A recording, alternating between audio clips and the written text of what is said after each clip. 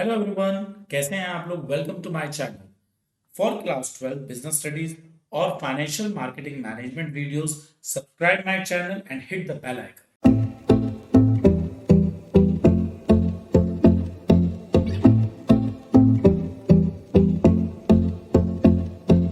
Hello everyone, कैसे हैं आप लोग। आज हम chapter number 3 clearing and settlement legal framework एक ही शॉट में खत्म करेंगे। ये चैप्टर बहुत छोटा सा है और बहुत ज्यादा मार्क्स का है। आपका ये चैप्टर 16 मार्क्स का आ रहा है आउट ऑफ 50। तो कहीं ना कहीं ये एक छोटा पैकेट बड़ा धमाका जैसी सिचुएशन रखता है। ये चैप्टर मेरे ख्याल से 3 to 4 आवर्स के अंदर बहुत इजीली तैयार हो जाता है। आप इसकी वीडियो को 2 या 3 बार अगर देखेंगे तो ये वैसे भी तैयार हो जाएगा, क्योंकि ये चैप्टर बहुत इजी लैंग्वेज का है। So let's begin the lecture. Clearing and settlement. Chapter number 2 में हम लोगों ने ये सीखा था कि अभी तक हम लोग शेयर मार्केट में ट्रेडिंग करते कैसे हैं। अब इस चैप्टर के अंदर हम लोग ये सीखेंगे कि जो हमारा पैसों का लेन देन है और जो इसमें होने वाले फ्रॉड हैं और कौन सी चीजें सेबी के थ्रू प्रोहिबिटेड है, ये सब चीजें हम यहाँ पर ट्रेडिंग के बाद की सारी एक्टिविटीज इस चैप्टर में सीखेंगे। After a trade happen in need to be finalize. एक बार अगर आपने शेयर्स खरीद लिए या बेच लिए, उसके बाद इन्हें फाइनलाइज होना होगा। फाइनलाइज का मतलब होता है पैसों और शेयर्स का लेन देन होना होगा। In India stock market this process has been big changes in the past decade.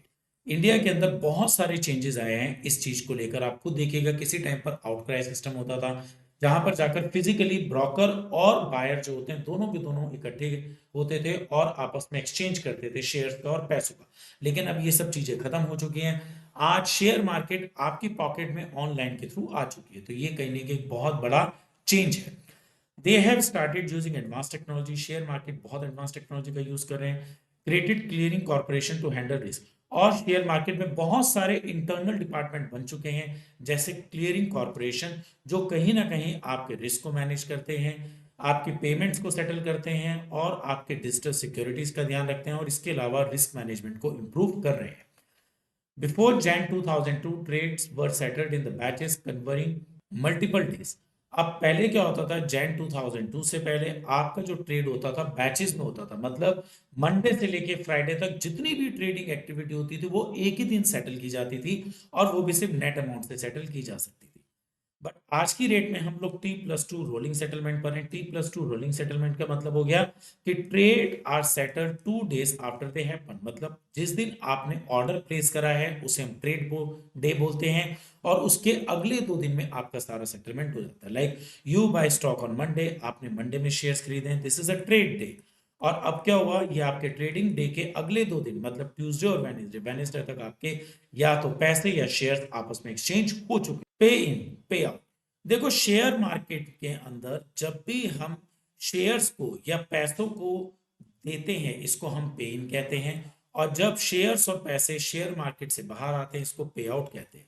अब जिस दिन शेयर्स दिए जाते हैं इसे सिक्योरिटी पे इन डे कहा जाता है, या पैसे दिए जाते हैं इसको सिक्योरिटी पे इन डे की बजाय फंड्स पे इन डे कहा जाता है। This is when brokers need to either deliver securities or make payment to all transactions they have made. Basically share market के अंदर जब कोई ब्रोकर पेमेंट या सिक्योरिटीज ट्रांसफर करता है जो भी उसने डील करी है, security paying broker send the security they have sold to the clearing corporation for settlement.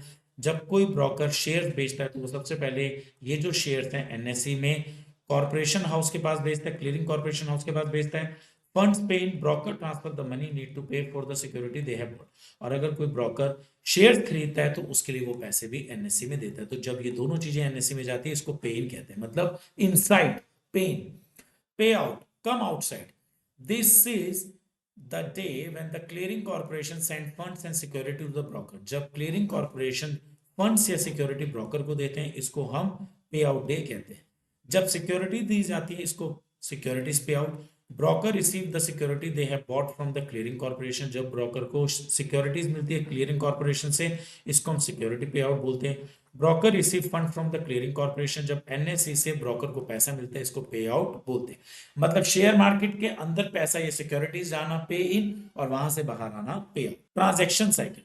जब भी हम शेयर्स में कोई भी ट्रांजैक्शन करते हैं तो उसके लिए हम लोगों का क्या साइकिल है। तो remember, 1, someone decide to buy और सेल सिक्योरिटी। सबसे पहले आप ये सोचते हैं कि मैं शेयर्स को खरीदूंगा या बेचूंगा, और उसके लिए आप अपने इन्वेस्टमेंट पोर्टफोलियो को देखते हैं। दे चूज द ब्रोकर, उसके बाद एक ब्रोकर को चूज करते हैं और इंस्ट्रक्ट करते हैं उनको आपके प्लेस पर ऑर्डर को एग्जीक्यूट करने के लिए। Once the order find a match it becomes trade, एक बार अगर आपका ऑर्डर प्रोसेस हो जाता है तो ये आपका ट्रेड बन जाता है। At the end of the trading cycle trade are netted determined obligation for delivery of security, जब आपका ट्रेडिंग साइकिल का एंड आता है तो शेयर्स और पैसा आपस में सेटल हो जाना चाहिए। The buyer receive the security and the seller receive the fund. Settlement agencies, अभी मैंने आपको फर्स्ट स्लाइड के अंदर बताया था कि शेयर मार्केट के अंदर आज की डेट में बहुत सारे इंटरनल डिपार्टमेंट बन गए हैं जिनका मेन पर्पस होता है रिस्क को मैनेज करना, सिक्योरिटीज की सेफ्टी करना। तो ये हमारे कौन कौन से डिपार्टमेंट्स हैं? नंबर 1 पर आता है clearing corporation. Handle post trade activities, मतलब आपने जब बाय और सेल कर दिया तो उसके बाद की एक्टिविटीज को क्लियरिंग कॉर्पोरेशन सेटल करता है। It ensure trades are completed manage risk, ये इस बात के लिए एश्योरेंस देता है कि जो भी हमारा ट्रेड है वो कंप्लीट होना जाना चाहिए और सेटलमेंट की गारंटी भी होनी चाहिए। For example NSCCL ensure that when you buy stock you receive them. सीधी सी बात है, आप शेयर्स खरीदना चाहते हैं, आपने ऑर्डर प्लेस कर दिया लेकिन आपके पास शेयर्स नहीं है, तो आपको क्या लगता है शेयर मार्केट की ऑथेंटिसिटी बनी रहेगी? बिल्कुल भी नहीं बनेगी। ऐसी सिचुएशन में क्लियरिंग कॉर्पोरेशन का रोल बहुत इंपॉर्टेंट है, जो शेयर मार्केट की ऑथेंटिसिटी को मेंटेन रखने के लिए इस बात की एश्योरेंस देता है कि जब आप शेयर्स को बाय करें वो आपको रिसीव हो जाए, एंड व्हेन यू सेल, जब आप उन्हें बेचें तो आपको उसके अगेंस्ट पैसा भी मिल जाए।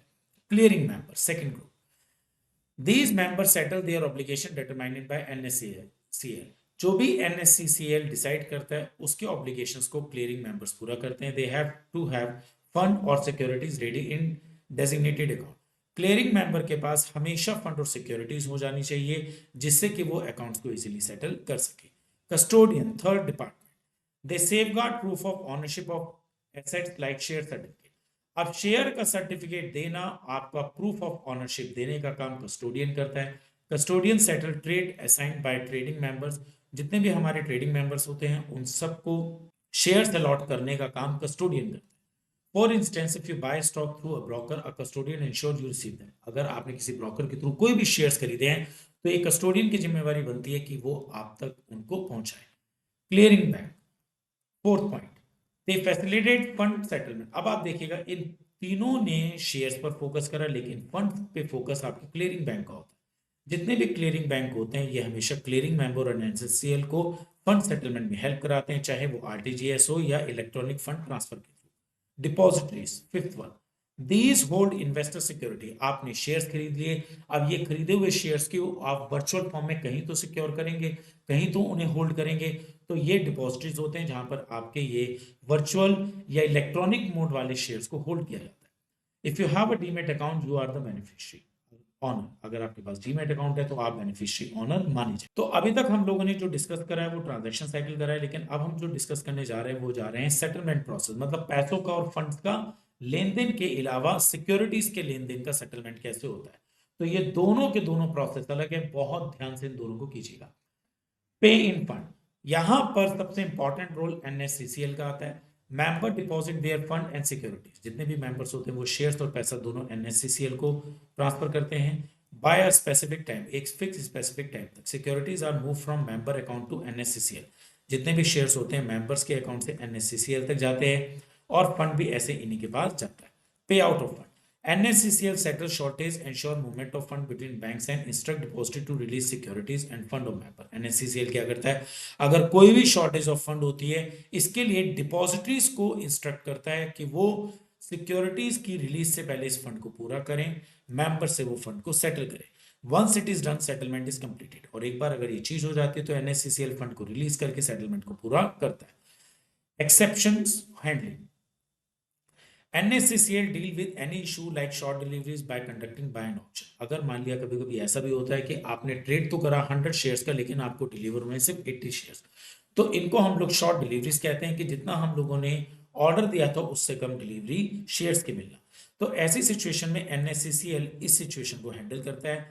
If a member fail to deliver securities, आपके जो 20 शेयर्स आपको डिलीवर नहीं हुए हैं, NSCCL auction them of and charges the member. तो NSCCL क्या करता है, उसके अगेंस्ट पैसों को चार्ज करता है मेंबर से जो भी शॉर्टफॉल हुआ होता है। सेटलमेंट साइकिल फॉर डीमेटलाइज सिक्योरिटीज, जो आपके डीमेटलाइज सिक्योरिटीज होती है, मतलब जो आपकी वर्चुअल इलेक्ट्रॉनिक मोड सिक्योरिटीज होती हैं, उनको किस तरीके से सेटल किया जाता है।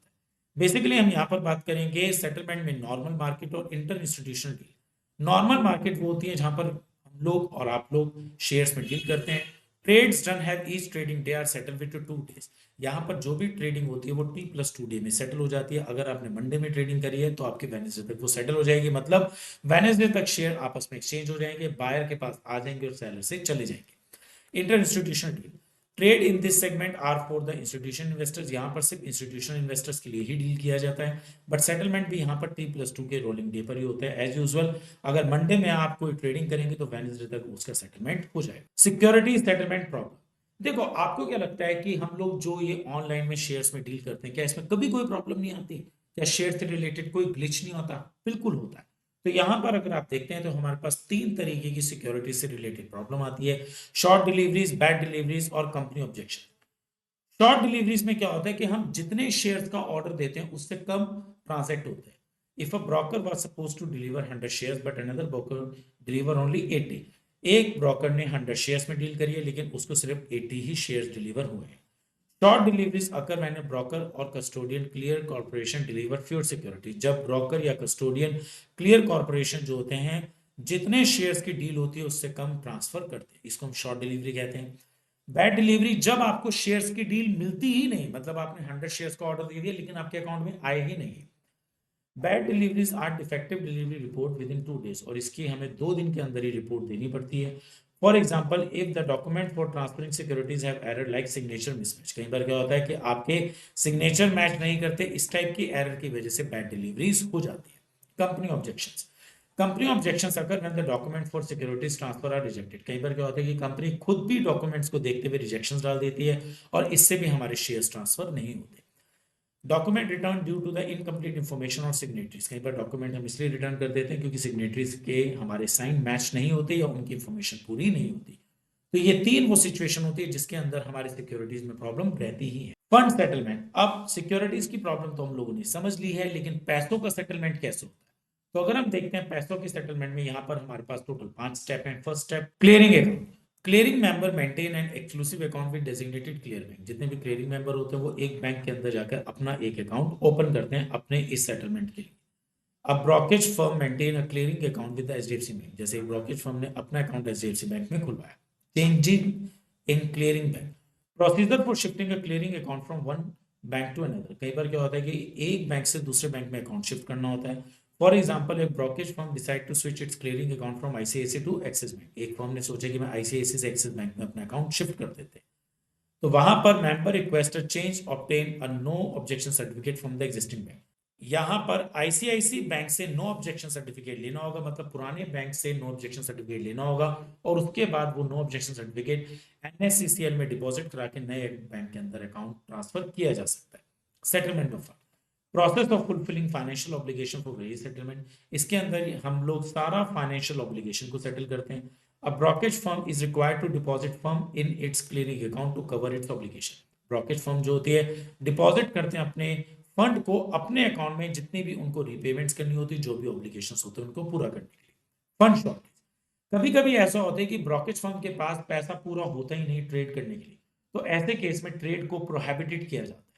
Trading restrict impose in case of insufficient fund. अगर आपके अकाउंट में सफिशिएंट फंड नहीं है तो ट्रेडिंग को रिस्ट्रिक्ट कर दिया जाएगा। If a brokerage firm fails to deposit sufficient fund its clearing account by the paying day. कई बार होता है ब्रोकेज फर्म के पास सफिशिएंट फंड नहीं है तो ट्रेडिंग नहीं होगी। अब ट्रेडिंग कब होगी? जब आपके अकाउंट में पैसा आ जाएगा। Trading is halted until the shortfall is resolve, और ये ट्रेडिंग तब तक हॉल्ट में रहेगी जब तक कि शॉर्टफॉल पूरा नहीं हो जाता। Charges, penalty impose on member for various violation. बहुत बार ऐसा होता है कि मेंबर जो होते हैं बहुत सारे रूल्स को ब्रेक करते हैं, तो उस सिचुएशन में उनके ऊपर पेनल्टी लगती है। For example, a brokerage firm incur penalty for failing to meet its funds. कई बार क्या होता है फंड्स का ऑब्लिगेशन पूरा नहीं हो पाता, सिक्योरिटीज का ऑब्लिगेशन पूरा नहीं होता, तो इन सिचुएशंस में पेनल्टीज लगाई जाती है। Penalties are levied for non compliance with the rules such as margin shortfall client code. Penalty इसलिए भी लगाई जाती है कई बार हम रूल्स को फुलफिल नहीं करते। यहां तक का चैप्टर आपका सबसे टफ सेगमेंट वाला था। अब इसके बाद जो चैप्टर आपका है वो बहुत ही इजी मोड पर आ जाता है।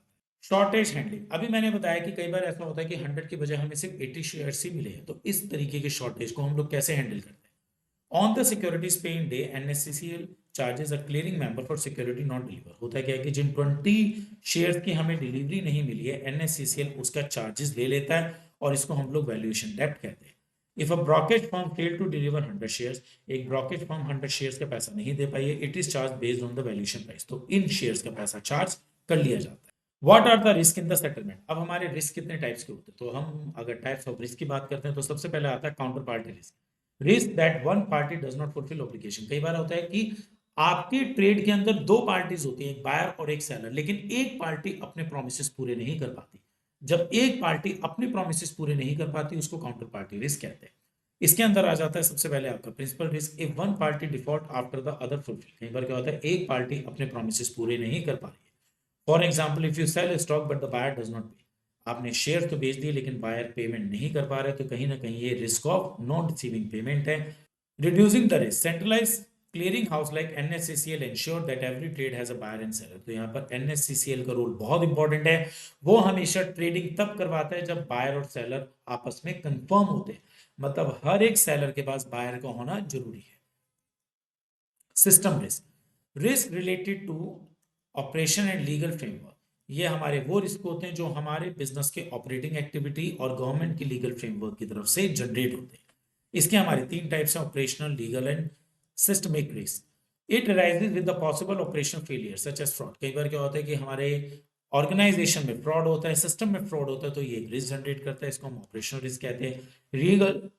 लीगल रिस्क, अनसर्टेनिटी और lack of support from law and regulation. कई बार क्या होता है कि गवर्नमेंट की तरफ से ऐसे रूल्स और रेगुलेशन होते हैं जो हमें सपोर्ट नहीं करते, तो वो हमारे लीगल रिस्क होते हैं। सिस्टमिक रिस्क, ये रिस्क बहुत ही अलग सा रिस्क है। इसमें क्या होता है, जैसे ए ने बी को शेयर्स बेचे, अब बी ने ए को पेमेंट करना था, ए ने आगे सी से शेयर्स खरीद रखे थे, ए को सी को पेमेंट करना था। यहां पर अगर बी पेमेंट नहीं कर पाएगा तो ए के पास पैसे नहीं आएगा, ए आगे सी को पेमेंट नहीं कर पाएगा, तो ये पूरा का पूरा चैनल आपका रिस्क में आएगा। Failure of one party lead to failure by other. अगर एक पार्टी किसी भी डील में फेलियर हो जाती है तो उसका इंपैक्ट बाकी पार्टी पर पड़ता है, इसको हम सिस्टमिक रिस्क कहते हैं। ऑपरेशनल रिस्क का एग्जांपल है फ्रॉड, एरर। लीगल रिस्क का एग्जांपल है laws that does not support settle obligation. And systemic risk, failure of one party causing a chain reaction. अगर एक पार्टी फेल हो जाती है किसी भी डील में तो पूरा का पूरा चेन रिएक्ट कर जाता है। अब इस टाइप के रिस्क को हम रिड्यूस कैसे करते हैं? Implement margin requirement and capital standard. यहां पर मार्जिन रिक्वायरमेंट का बहुत बड़ा रोल होता है। कैपिटल स्टैंडर्ड इस बात को इंश्योर करता है कि मार्केट की इंटीग्रिटी खत्म ना हो। आपको देखेगा अगर मार्केट में इस तरीके के रिस्क होंगे, बायर और सेलर को अपने पैसे और शेयर्स एक्सचेंज नहीं हो पाएंगे, तो मार्केट की ऑथेंटिसिटी वीक हो जाती है। Have legal framework supporting settlement activity, और कहीं ना कहीं हमारा लीगल फ्रेमवर्क भी ऐसा होना चाहिए जो हमें इस तरीके की एक्टिविटी में सपोर्ट करे। What is risk management? अब रिस्क को हम लोग कैसे मैनेज करते हैं? Making sure things run smoothly in trade and clearing. हम रिस्क को मैनेज करने के लिए ये देखते हैं कि हमारी चीजें जो है स्मूथ होनी चाहिए, क्लियर होनी चाहिए। Just like you manage risk in your daily life, जैसे आप अपनी डेली लाइफ में रिस्क को मैनेज करते हैं। आप वेदर को हमेशा चेक करते हैं किसी भी पिकनिक को प्लान करने से पहले, ऐसे ही एनएससीसीएल इंश्योर करता है किसी भी ट्रेडिंग एक्टिविटी को जाने से पहले वो स्मूथ और बिना किसी प्रॉब्लम के हो। Capital adequacy, member need to have enough money to cover different cost. Members के पास एक सफिशिएंट अमाउंट ऑफ मनी होना चाहिए ताकि वो कॉस्टिंग पूरी कर सके। If you want to join a club, आप एक क्लब ज्वाइन करना चाहते हैं, यू माइट नीड टू पे अ मेंबरशिप फी, आपको मेंबरशिप फी देनी होगी। Similarly trading member need to have enough money deposit to cover their trading activity. ऐसे ही ट्रेडिंग मेंबर्स के पास एक सफिशिएंट अमाउंट होना चाहिए ट्रेडिंग एक्टिविटी को करने के लिए। Cash equivalent, money and asset that can B quickly turn into cash. ऐसी चीजें जिसे हम कैश की फॉर्म में बहुत जल्दी कन्वर्ट कर सकते हैं, इसको हम लोग कैश इक्विवेलेंट कहते हैं। सपोज करिएगा you have cash in your wallet, आपके पास कैश है आपके वॉलेट में या सेविंग अकाउंट में। अगर सेविंग अकाउंट में कैश है तो ये इक्विवेलेंट है जिसको आप बहुत जल्दी बैंक से विड्रॉ कर सकते हो और एज ए कैश यूज कर सकते हैं। These are assets that can be easily converted into cash. Cash equivalent वो एसेट्स होते हैं जिनको हम कभी भी कैश में बहुत जल्दी बदल सकते हैं। कैश, फिक्स डिपॉजिट्स हो गए हैं, बैंक गारंटी होगी, ये सब हमारे कैश की फॉर्म मानी जाती है। फॉर एग्जांपल आपका बैंक में फिक्स डिपॉजिट है, आप उस फिक्स डिपॉजिट को ब्रेक करके कैश विड्रॉ कर सकते हैं, तो ये भी हमारा कैश इक्विवेलेंट है। Other liquid assets, assets that can be easily bought or sold without losing much value। ऐसी एसेट जिसको आप कभी भी बेचना चाहें बेच सकते हैं, लेकिन उसकी वैल्यूएशन पे कोई भी फर्क नहीं पड़ेगा। फॉर एग्जांपल, अगर आप बिल्डिंग 1 घंटे के अंदर बेचना चाहते हैं तो आपकी बिल्डिंग 1 करोड़ वाली बिक जाएगी, लेकिन वो 1 करोड़ वाली बिल्डिंग 1 घंटे के अंदर सिर्फ 10 से 20 लाख की बिकेगी, आपको 80-90 लाख का लॉस होगा। लेकिन जो लिक्विड एसेट्स होती हैं ये जब बिकती हैं तो ऐसा इसमें कोई लॉस नहीं होता है, जैसे shares, mutual funds. Like valuable item you own that you can sell quickly, these assets can be converted into cash without much hassle. ये वो एसेट्स होती हैं जिन्हें हम जब भी कैश में बदलते हैं तो बिना किसी हैसल के आप उन्हें बदल सकते हैं। Margin, most important topic. Margin ensure both buyer and seller fulfil their commitment. Margin का मेन पर्पस होता है बायर और सेलर अपने कमिटमेंट्स को पूरा करें, रिगार्डलेस ऑफ प्राइस चेंजेस, चाहे प्राइस में कोई भी चेंज आए। इट गारंटी दैट बायर पे एंड सेलर डिलीवर शेयर। कहीं ना कहीं इस चीज की गारंटी है कि बायर जो है शेयर्स को खरीदे और सेलर उसकी डिलीवर करे। If the prices go up और डाउन, आप खुद सोचेगा, एक व्यक्ति ने 100 रुपीज का शेयर लिया है और अब उसका रेट 200 हो गया, क्या वो ये इतना कॉस्टली शेयर खरीदेगा? बिल्कुल नहीं खरीदेगा। वो कोशिश करेगा कि मैं इस डील को कैंसिल कर दूं। ऐसे ही अगर 100 वाला शेयर 40 का हो गया तो वो बहुत सारी क्वांटिटी खरीदना चाहेगा। तो इस तरीके से कभी ट्रेड को कैंसिल करना, कभी क्वांटिटी में बहुत ज्यादा मॉडिफिकेशन करना, ये हमारे शेयर मार्केट की ऑथेंटिसिटी को वीक करता है। तो वहां पर मार्जिन का बहुत बड़ा रोल आता है। In stock market there is always uncertainty in share price. Everybody knows कि शेयर प्राइस को लेकर तो स्टॉक मार्केट में हमेशा अनसर्टेनिटी होती है, इसीलिए एडवर्टीजमेंट पे लिखा हुआ है investment in market risk is subjective. मतलब मार्केट रिस्क जो है कहीं ना कहीं बहुत ज्यादा फ्लक्चुएटिंग रहेगा। To manage this risk there is something called margin. इस रिस्क को मैनेज करने के लिए मार्जिन का यूज करते हैं। Imagine you want to buy 1000 share. आप 1000 शेयर 100 रुपए के खरीदना चाहते हैं, आपको 1 लाख रुपए देने हैं। आपने ये शेयर 1 जनवरी में खरीदे, बट पेमेंट आप 2 जनवरी में देना चाहते हैं। But if you can't pay on time, अगर आप पेमेंट ऑन टाइम नहीं कर पाए, to secure the transaction you pay a part of amount in front of your broker, upfront of your broker, sorry. अब आप क्या करते हैं, इस 1 लाख की बजाय एक छोटा सा हिस्सा जो है अपने ब्रोकर को as a token money, margin money देते हैं, और इसी को हम लोग मार्जिन कहते हैं। सपोज करिए आप 15% दे रहे हैं, तो आप 1 लाख के बजाय 15,000 रुपए दे रहे हैं ट्रेड को एश्योर करने के लिए, margin money to broker. Now the topic is type of margin, most important topic. अगर हम देखते हैं हमारे 3 तरीके के मार्जिन होते हैं, value at risk, mark to market और एक्सट्रीम लॉस मार्जिन। अब तक हम लोग ये समझ गए हैं कि मार्जिन का जो यूज होता है रिस्क से बचने के लिए होता है। तो इसका मतलब अगर 3 तरीके के मार्जिन है तो रिस्क भी हमारे 3 तरीके के ही होंगे, और हर एक तरीके से रिस्क से बचने के लिए हर एक तरीके का मार्जिन। फर्स्ट आता है value at risk margin. Value at risk is a margin of potential loss from unlikely adverse event. कई बार क्या होता है, शेयर मार्केट में कुछ एडवर्स इवेंट हो जाती है, मतलब अनवांटेड इवेंट हो जाते हैं, जिससे हमारी मार्केट में फ्लक्चुएशन इन प्राइस आ जाते हैं और कहीं ना कहीं रिस्क फैक्टर बन जाता है। It is single number calculated from historical data current portfolio. अब इसको हम कैसे कैलकुलेट कर सकते हैं? हिस्टोरिकल डेटा के हिसाब से। फॉर एग्जांपल, जब भी कभी बजट डिक्लेयर होता है, गवर्नमेंट में चेंजेस आते हैं, रूलिंग पार्टी चेंज हो जाती है, तो हमारी शेयर मार्केट में बहुत ज्यादा चेंजेस आ जाते हैं। तो इस तरीके से हम इसको कंप्यूट कर सकते हैं। मेन पर्पज होता है इस टाइप के मार्जिन को रखने का कि 99% लॉस को कवर करने में हेल्प करते हैं। Mark to market. Mark to market margin ensure that traders maintain enough fund to cover potential loss as per the current market prices. कई बार क्या होता है, पूरी मार्केट फ्लक्चुएट ना होकर किसी शेयर के मार्केट प्राइस में चेंजेस आते हैं, तो इस टाइप के शेयर की मार्केट प्राइस से होने वाले रिस्क को कवर करने के लिए हम लोग मार्क टू मार्केट मार्जिन का यूज करते हैं। It is based on the difference between the current market value and the purchase price. For example, if a trader bought share of rupees 100, आपने परचेज करे 100 के, बट द मार्केट प्राइस जो है 90 का हो गया। अब मार्केट प्राइस 90 का हो गया, ये जो 10 रुपए का रिस्क है, इसको आप लोग मार्क टू मार्जिन से कवर करेंगे। मतलब परचेज प्राइस और करंट प्राइस को हम लोग कंपेयर करते हैं। It help prevent trader from defaulting due to sudden price changes. और अगर मान लीजिए सडन प्राइस चेंजेस आते हैं तो कहीं ना कहीं इन्वेस्टर्स के लिए बहुत बड़ी प्रॉब्लम नहीं रहती। Extreme loss margin. Extreme loss margin provide an additional cushion against extreme loss movement. कई बार क्या होता है, मार्केट में एक्सट्रीम लॉस हो जाता है, जैसे कोविड के दौरान मार्केट बहुत बुरी तरीके से क्रैश हुई, बहुत ज्यादा एक्सट्रीम लॉस था, तो उस साइज के लॉस को हम लोग एक्सट्रीम लॉस मार्जिन से पूरा करते हैं। It is calculated as percentage of the value. इसको हम लोग परसेंटेज के फॉर्म में कैलकुलेट करते हैं। It protect against unexpected market volatility. कहीं ना कहीं ये मार्केट की वॉलेटिलिटी से हमें बचाता है। For example, if there is a sudden market crash, the extreme loss margin provide extra care. अगर मार्केट में सडन क्रैश आता है तो एक्सट्रीम लॉस मार्जिन हमें इस क्रैश से बचने में, उभरने में हेल्प करते हैं।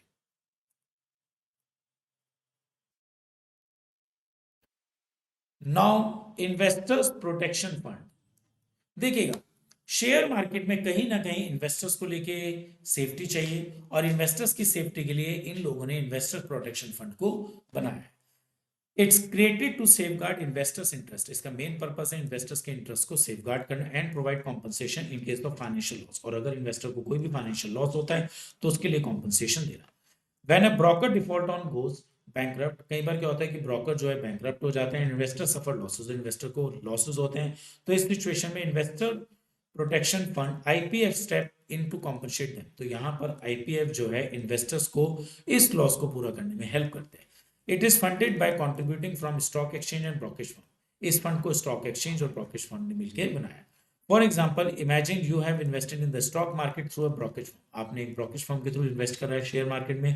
Unfortunately the brokerage firm face financial troubles, और अनफॉर्चुनेटली ब्रोकरेज फर्म बहुत सारे फाइनेंशियल क्राइसिस में आ चुकी है, can not return your money, और वो आपका पैसा भी फाइनेंशियल क्राइसिस की वजह से वापस नहीं कर पा रहे। अब जब ब्रोकरेज फर्म आपको फंड नहीं दे पा रहे तो ये आपके लिए रिस्क हुआ। In such a situation investor protection fund comes to your rescue. यहां पर इन्वेस्टर प्रोटेक्शन फंड आपको बचाता है। It reimburse you for the loss. आपके लॉस को ये रियम्बर्स वापस कर देते हैं। Purpose, this fund aim to boost investor confidence in the market by assuring them that their invest are protected. और बेसिकली इसके पीछे रीजन क्या है कि इन्वेस्टर्स को अगर बहुत ज्यादा लॉसेस होंगे तो कहीं ना कहीं इन फ्रॉड की वजह से, क्राइसिस की वजह से होने वाले लॉसेस से इन्वेस्टर्स का कॉन्फिडेंस मार्केट से हट जाएगा। तो उनका कॉन्फिडेंस ना हटे, मार्केट बूस्ट करती रहे, वहां पर आईपीएफ का बहुत बड़ा रोल है।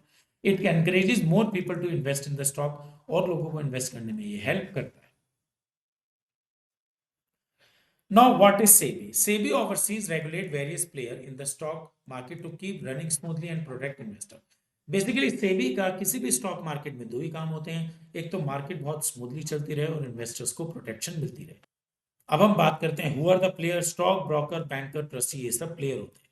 Purpose, ensure the market work well and safeguard investor interest. Main market हमारी ठीक काम करे और इन्वेस्टर्स को प्रोटेक्टेड रखे। SEBI made one set of rule for all intermediates to follow. SEBI के जितने भी रूल हैं वो एक कॉमन रूल है जो सभी को ही फॉलो करने होते हैं। To join intermediates, find out firm, pay fee, disclosure, ये सारे वो रूल्स हैं जो हर एक को फुलफिल कर रहे हैं। For example, if a broker break the rule, SEBI can cancel their registration. अगर कोई ब्रोकर जो है, चाहे वो कितने बड़े स्केल पर डील कर रहा हो, लेकिन अगर वो कहीं ना कहीं रूल्स को ब्रेक करता है तो सेबी उसका रजिस्ट्रेशन कैंसिल कर देते हैं। In short, these regulation help maintain fairness and trust. ये जो रेगुलेशन है कहीं ना कहीं फेयरनेस और ट्रस्ट को प्रमोट करते हैं। SEBI prohibition of insider trading. Insider trading क्या होती है? कभी कभी हम लोग कंपनी की उस इंफॉर्मेशन का मिसयूज करते हैं किसी के थ्रू जो निकलती है, जो शेयर मार्केट में बहुत ज्यादा वेरिएशन ला सकती है। फॉर एन एग्जाम्पल, आपको एक इंसाइडर के थ्रू ये पता लगता है, एक सीक्रेट इंफॉर्मेशन ये पता लगती है जो कि अब तक अनपब्लिश्ड है, कि कंपनी जो है 6 महीने बाद किसी दूसरी कंपनी के साथ कोलैबोरेट होने वाली है, इससे मार्केट में शेयर का प्राइस बहुत राइज होगा। अब ये इनसाइडर इंफॉर्मेशन है जो अभी तक पब्लिक में पब्लिश नहीं हुई है, लेकिन एक फर्म इसी इंफॉर्मेशन के बेस पर बहुत सारे शेयर्स खरीद लेते हैं, तो इसको हम लोग इनसाइडर ट्रेडिंग कहते हैं। Insider trading happen when someone buys और sell stock using secret information. जब आप सीक्रेट इंफॉर्मेशन का यूज करके शेयर्स को खरीदते और बेचते हैं अबाउट अ कंपनी, किसी भी कंपनी के। Purpose, to prevent unfair practices. Main purpose है इस टाइप की अनफेयर प्रैक्टिसेस को रोकना और प्रोटेक्ट करना इन्वेस्टर्स को। की definition, dealing in securities, buying selling, agrees to buy stock. कहीं ना कहीं जब हम शेयर को खरीदते बेचते हैं, एग्री करते हैं स्टॉक की डील पर। Insider, someone connect to the company who might know confidential information. Company में ऐसे बहुत से लोग होते हैं जिनके पास कंपनी की कॉन्फिडेंशियल इंफॉर्मेशन होती है। Anyone related to the company who could access. अब कनेक्टेड पीपल किसे कहते हैं? जो कंपनी के साथ जुड़े हुए होते हैं। Price sensitive information, it knows to the public could significantly affect the company stock. ये वो इंफॉर्मेशन होती है जो कहीं ना कहीं अगर पब्लिक में आ जाए तो कंपनी के शेयर प्राइस पर फर्क डालती है। अनपब्लिश्ड इंफॉर्मेशन, ये हमारी सीक्रेट इंफॉर्मेशन होती है जो पब्लिक में अभी पब्लिश्ड नहीं हुई है। If a company execute buy its stock because they know the company will announce a big profit soon, it is insider. आपको एक इंसाइडर ने ये बताया कि अगले 6 महीने में कंपनी बहुत बड़ा प्रॉफिट रिलीज करने वाली है इन्वेस्टर्स के लिए, तो कहीं ना कहीं इस बात से कंपनी के शेयर्स की वैल्यू बढ़ेगी। और जैसे ही आपको इस बात का पता लगा, आपने कंपनी के बहुत सारे शेयर्स पहले से खरीद के रख लिए, तो ये होगी insider trading. Conclusion, these rules aim to keep the stock market fair by stopping insider. अब कहीं ना कहीं ऐसे रूल्स बनाए जा रहे हैं कि इस इंसाइडर ट्रेडिंग को बंद किया जा सके और जो हमारी शेयर मार्केट है स्मूथली काम कर सके।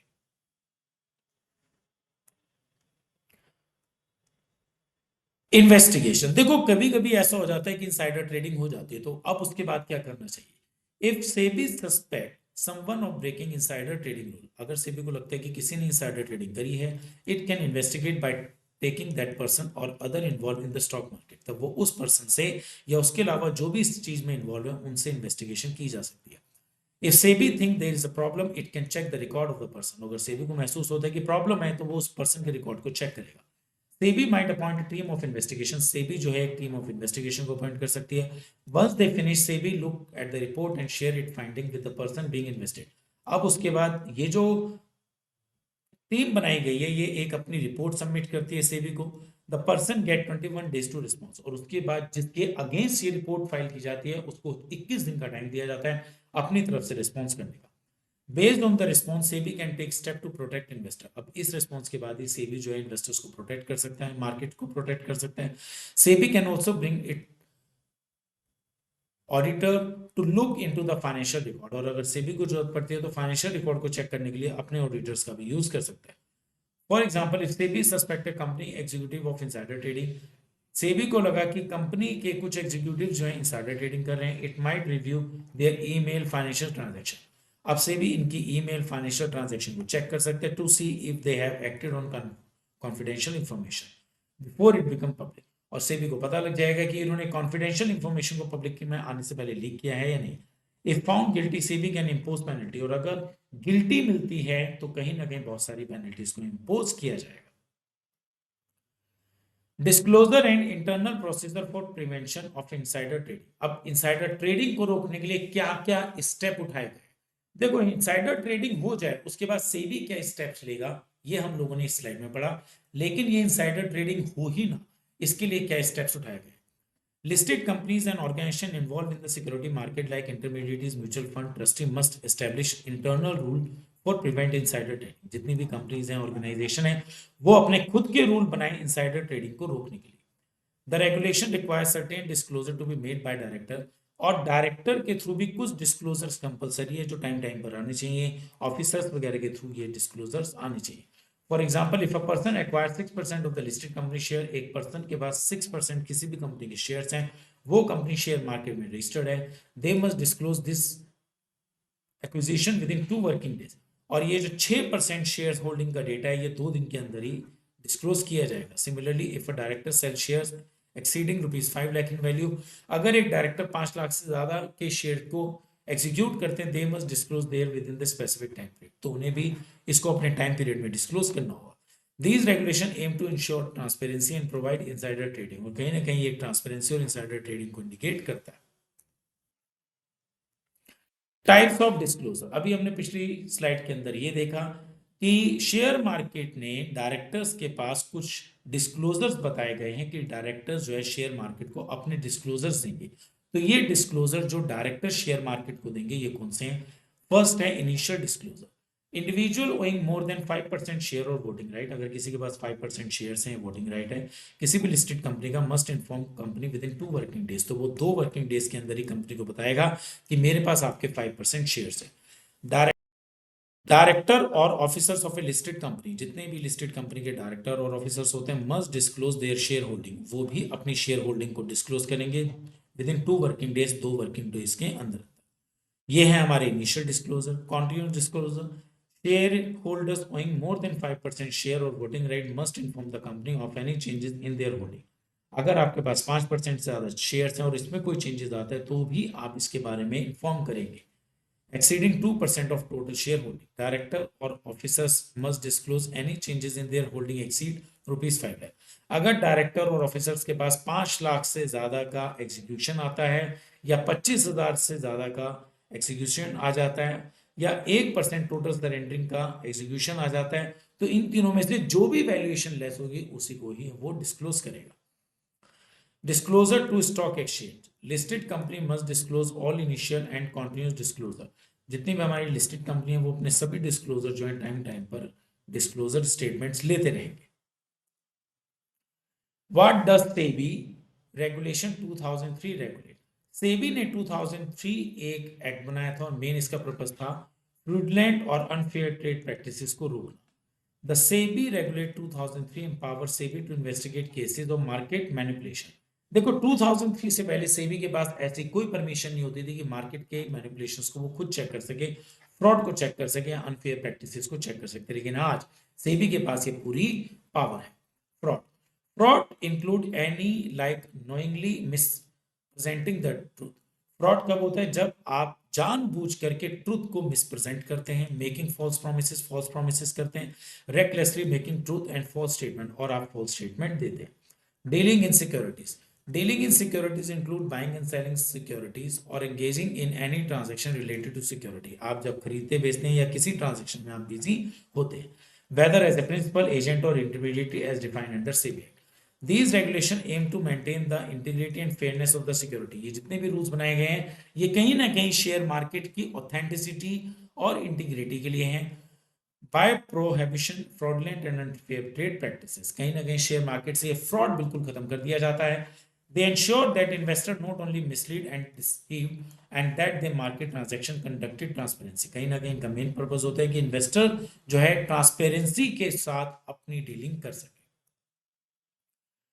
Prohibition of certain dealing in securities, कई बार कुछ हमारी डीलिंग शेयर्स में प्रोहिबिटेड होती है। First, fraudulent dealing. No one should buy sell और deal with securities in a disciplined manner.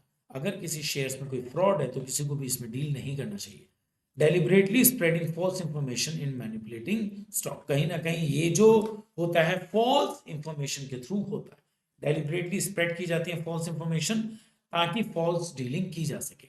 Manipulative devices, it's illegal to use deceptive techniques to influence the trading.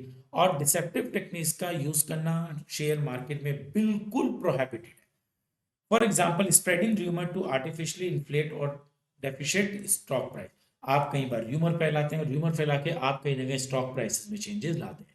This is also prohibited. Scheme to defraud, no one should use scheme to cheat other. कोई भी दूसरों को cheat करने की कोई भी ऐसी deal ना करे। Promising guaranteed return on an investment while intended to deceive investor, कोई भी इन्वेस्टर ऐसा कोई प्रॉमिस ना करे जो गारंटीड रिटर्न की गारंटी देता हो, ये भी कहीं ना कहीं फ्रॉड माना जाता है। एक्ट और fraud of deceive, engaged in any practices that defraud individual in connection with security trading। For example, selling security with false promise. कई बार क्या करते हैं हम लोग, फॉल्स प्रॉमिस से कोई भी डील कर जाते हैं, ये भी हमारा फ्रॉड माना जाता है। Prohibition of manipulation, fraudulent and unfair trade practices. These regulations aim to prevent unfair trade practices। ये जो रेगुलेशन है ये कहीं ना कहीं अनफेयर ट्रेड प्रैक्टिसेस के लिए है। Creating false trading appearance, performing action that create a false impression of trading activity. कई बार क्या होता है हम लोग एक ऐसा फॉल्स इंटरप्रिटेशन ट्रेडिंग एक्टिविटी का तैयार करते हैं। For example, executing fake trader to make it seems like they are high demand. हमने क्या करा, फेक ट्रेडर्स एग्जीक्यूट करें और उनके थ्रू शेयर मार्केट को एक ऐसा एनवायरनमेंट दे दिया कि ऐसा लगे कि इसी पर्टिकुलर शेयर के बहुत ज्यादा डिमांड है। मतलब आपने 10 या 15 फेक कंपनीज बनाई, उन फेक कंपनी से 10-15 फेक कंपनी से एक पर्टिकुलर कंपनी के शेयर्स की डिमांड बढ़ाई और लोगों को लगा कि बहुत सारे लोग इस शेयर्स की डिमांड कर रहे हैं और उसके शेयर प्राइस को इस तरीके से फ्रॉड के थ्रू हाइक किया। Publishing false information, spreading untruth information about the security to influence trading decision. कई बार क्या होता है कि हम अनट्रूथ इंफॉर्मेशन को करते हैं ट्रेडिंग डिसीजंस में।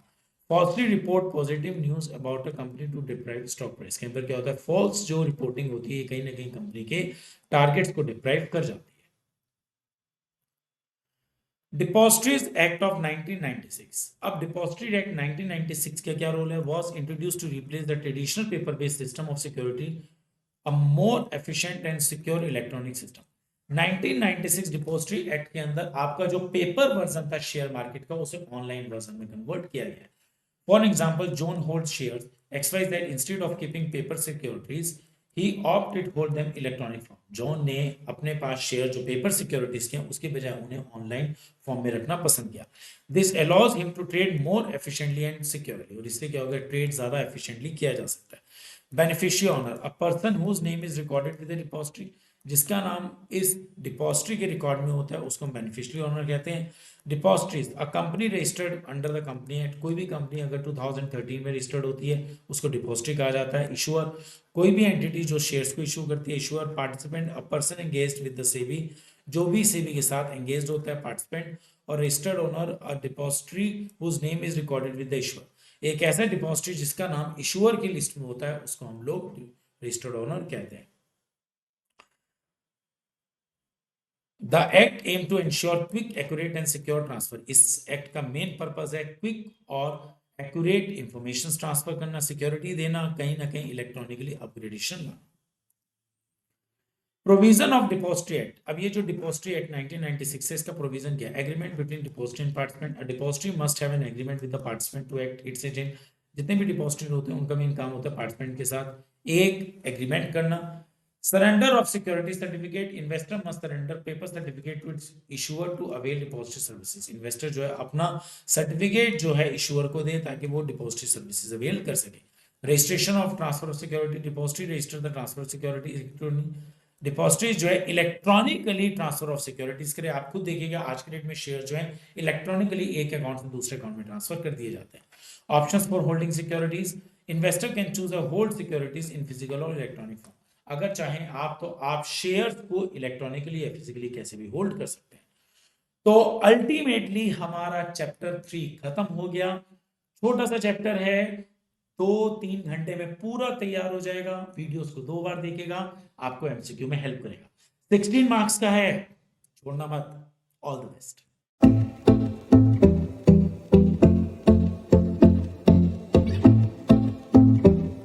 इनको रिवाइज करिएगा, पढ़ाई बहुत आसान हो जाएगी। Thank you.